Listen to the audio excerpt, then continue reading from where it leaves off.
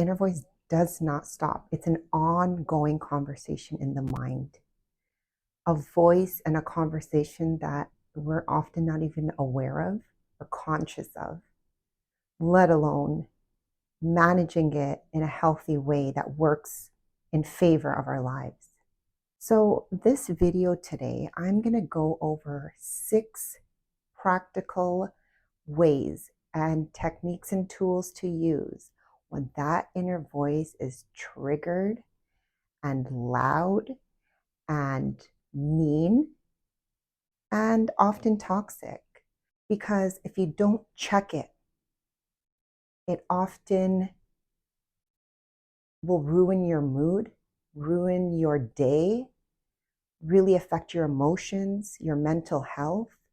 So it's so important to have your own little set of tools unique to you, a combination that works for you, ready when that voice gets loud and that inner voice is bothering you and it's frustrating you.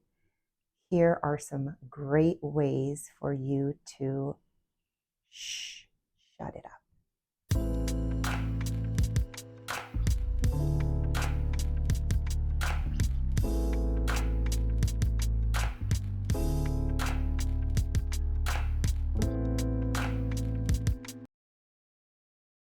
Number 1, when that voice gets loud and it is just on it and it is being negative, it is saying things that, and you know it's not even you, and it's triggered, it's loud, one of the best things you can do is put something on, whether it's music, a podcast, TV, that is completely going to give you the opposite emotion and that is more aligned with how you actually want to feel. So if you're reminiscing about some heartbreak and you're triggered and your inner voice is thinking about what they did and what you could have done and the time you wasted and all this stuff, then don't go listening to sad love songs, which is just going to ignite and add fuel to that inner voice even more. So instead, maybe go listen to a podcast about healing your heart, how to get over a breakup, or put on an empowering song and dance, like something that's going to completely break that energy and that vibration and that train of thought that just won't stop.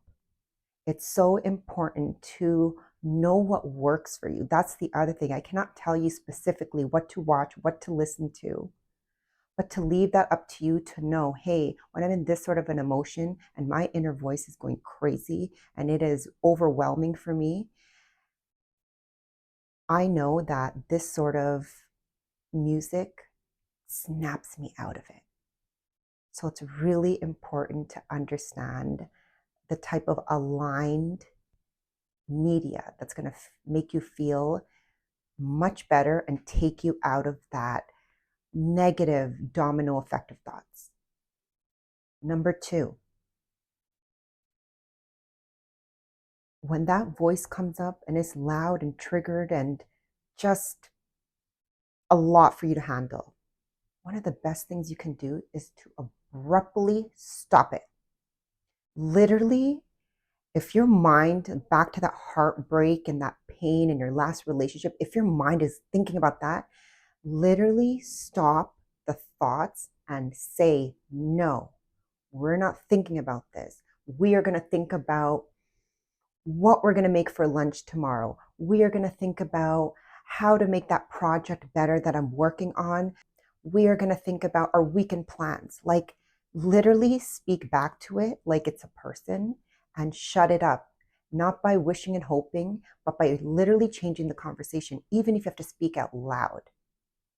It is so helpful because your mind needs to just shift. And so speaking about something completely different or something that even excites you a little bit, something to look forward to, is so helpful and it works. The amount of times I have to come in and say, nope, We're not thinking about that right now. Nope, I don't have the energy for that right now. And I think about even the one small thing that I may be excited about in life, and I will start to think about that and even talk out loud if I need to. Anything to shut up that inner voice that is literally living in the past or probably living in the future worrying, and it's not good for you. Number 3, sometimes you just got to let it rant. Sometimes you got to just let it speak and surrender, and don't fight the inner voice. Almost like a child. Let it have its tantrum. Let it quiet down on its own, because it will. And sometimes when you fight it and resist it, it just gets louder. And again, that's where you have to use your discernment, because sometimes you can't just shut it up with music or TV or a conversation and just abruptly turn it off. Sometimes you need to know when to let it just have its moment. And of course, don't let it go on for hours, but to let it speak, give it the stage, give it the mic, give it what it needs, and it'll eventually quiet down. That's also where self-love comes in. Sometimes we can't just shut ourselves up. Sometimes you got to console those parts of you. You got to listen. You got to be supportive. You got to lend a listening ear. Just basically what you would do to somebody you love, a friend, family, a little child. You got to treat it like that. And so letting it just say what it needs to say and rant is sometimes the best thing you can do. Number 4, journal. Take the thoughts and the voice out of your mind and your body and put it on paper. Whether you journal, whether you speak to somebody, want to speak out loud, basically that voice that's like a ping pong inside of you, just disturbing your peace, take it out of you. It's so helpful. And sometimes we underestimate the power of journaling, the power of talking it out. And again, if you don't have people that you trust, or it's something that you don't want to talk about to somebody, then talk about it out loud. And people think that's crazy. I talk out loud.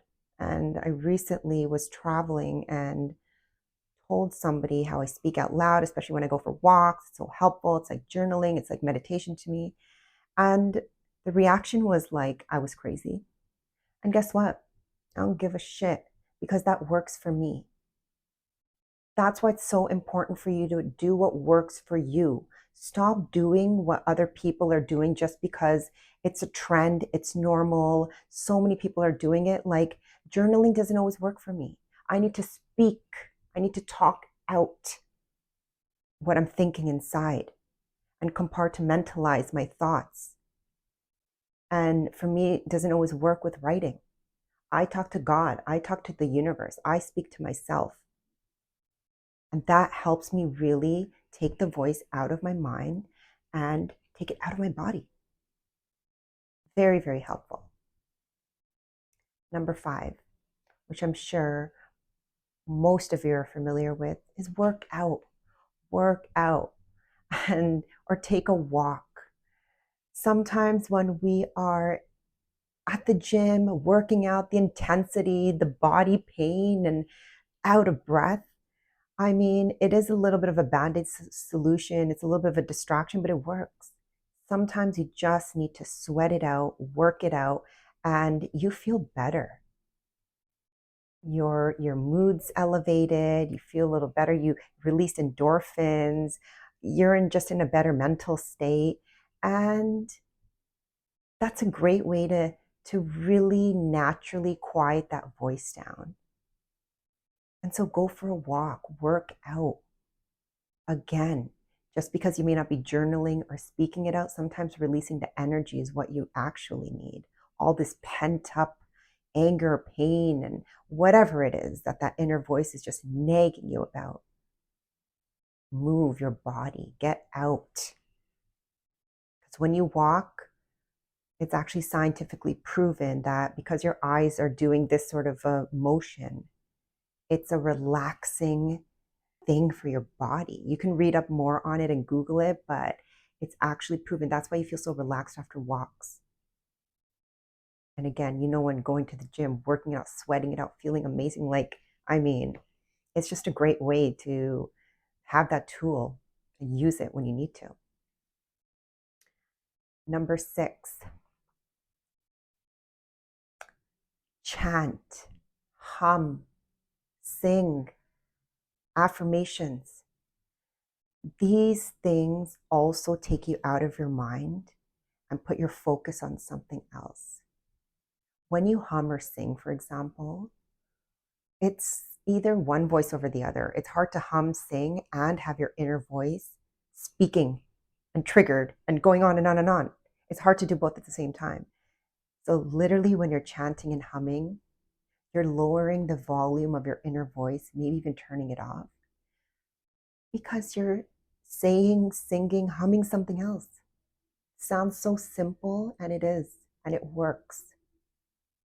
Or singing. And affirmation, repeating things, chanting, it really also helps your subconscious. Because despite how you feel, you're feeding your mind repetitively. That's what chanting affirmations are, repetitively. Telling yourself something that is completely opposite than what your triggered mind and inner voice is telling you. And it's not only a great thing to do in the moment, but it's a great practice for you. Affirmations, chanting, these are all such great ways to overcome the inner voice and great habits for your life in general. If you're waking up, you're substituting that negative self-talk, whether it's like, shit, gotta go to work again, gotta see that person today. With affirmations, like, wow, what a beautiful thing to feed your mind and your inner world first thing in the morning. Because sometimes we do wake up with sighs of not wanting to do what we need to do. That's not the most friendliest, supportive thing to feed your inner voice. You're just giving it reason and fuel to rant and bitch and be negative. So use these tools. And most importantly, find the combination of tools that works for you. Because what works for me may not work for you. But there are tools out there. There are things that are going to shut that inner voice up, or at least manage it, or at least quiet it down. Because the more you let it run on, it's just going to negatively impact you in so many ways. So really have your unique combination of tools and little tricks that you use that will help you not only build a healthy relationship with that inner voice, but really know how to manage it when it comes up. Because at the end of the day, that's your internal dialogue. Don't leave it hanging anymore. It needs its help too, It's irrational. It's sad often. It's angry. So to leave that part of yourself just hanging is not cool. At least assist the voice, at least help it out, at least help reel it in when it goes off the edge and it goes out of control. Do it for yourself. Do it for your days and your emotions, because our negative inner voice takes away so much of our energy, so much of our time. It makes us angry or fearful of things that haven't even occurred yet. So it may not go away, but at least you have tools now to help manage it, control it, and work with it. I hope that was helpful. I would love to hear your comments on what you do when your inner voice is triggered and it comes up and it's overwhelming and you can't seem to shake it. What do you do to quiet it down? What works for you? And maybe that will help other people in the comments as well. So would love to hear from you. Thank you so much for joining in again for today's episode. And remember, I've done a playlist on the inner voice, everything from getting to know the inner voice, where it comes from, to how to use it to manifest your best life. So check that out. And I will see you for the next episode. Thank you. Thank you for all the love and support. Please like, share, and subscribe to my channel. See you next time.